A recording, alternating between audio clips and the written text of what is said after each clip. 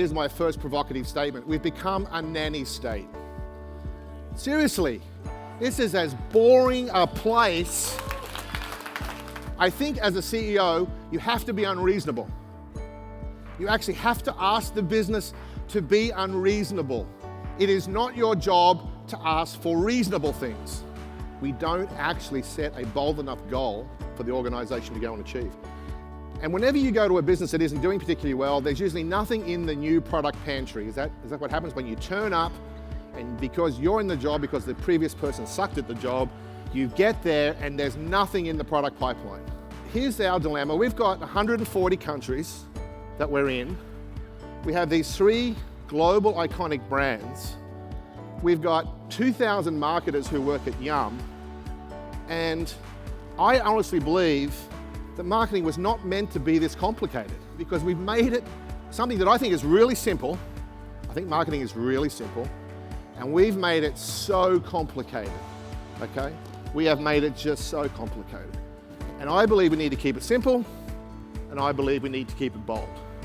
If we keep it simple and we keep it bold, we're going to be successful. So because we're in 140 countries, 3 brands and 2,000 marketers, we use all the case studies, a lot more than the little ones I showed you, and we tried to come up with a framework that was both a framework for us to think, but also a framework as a filter for us to make marketing decisions. And that's called RED. And RED stands for relevant, easy, and distinctive. RED is really about 3 things. Are you culturally relevant? Are you functionally relevant? And are you socially relevant? And because my competitors are in the room, I'm not going to go any more into those. Then under easy, it's are you easy to see and hear? Are you easy to access? And actually, are you easy to experience? And then distinctive is, are you unique? Are you ownable? And are you visually and emotionally consistent? I always thought about 3 things when I got presented work. Is it on strategy? And about 95% of what I saw was probably on strategy. Is it unexpected and unmistakably your brand? And the third one is, will it make us famous? And I think about 95% of work is on strategy.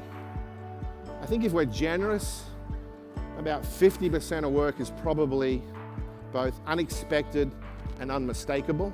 I'm probably being generous. And I reckon less than 2% of work really makes you famous.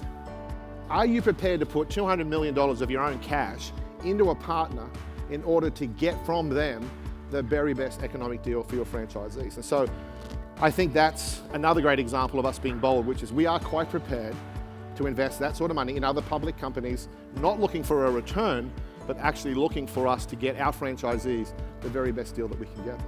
Here's a brand that is so relevant, so easy, and so distinctive that I can go to the other 139 countries and say, this is how you build a world-class, iconic brand. So with that, thank you.